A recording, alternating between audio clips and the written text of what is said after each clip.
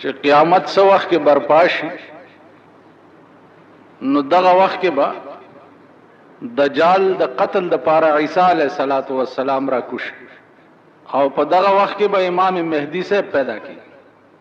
علما وایي چې د منځ وخت څه وخت کې راشي نو امام مهدی سے به عیسی علیہ السلام ته وایي چې ته مخکې امامت وکړه. نو عیسی علیہ السلام به د مخکې امامت نه انکار وکړي او امام مهدی ته به وایي چې زه د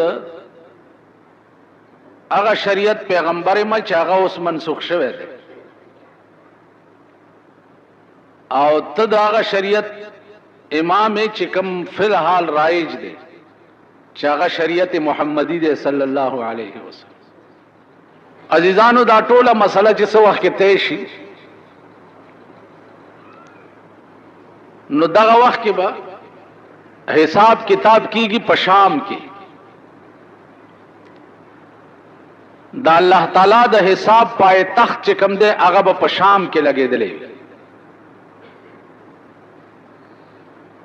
او دا ټوله دنیا د هر ګوټ نه به شام ته را روانه.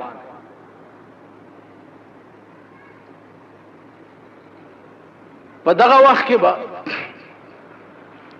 هر شی خپل دفاین بهر کوي.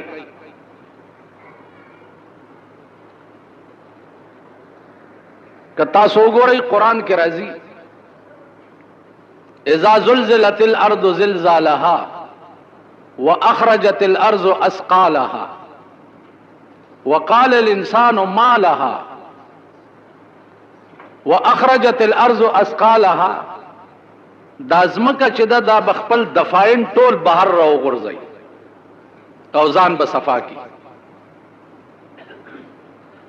ځمکه کې چې څه دفاین دي دا څومره بنی آدم چې پکې خښ شوي دي یا نور هر اشیاء چې پکې دا به ټول بهر راو غورځي.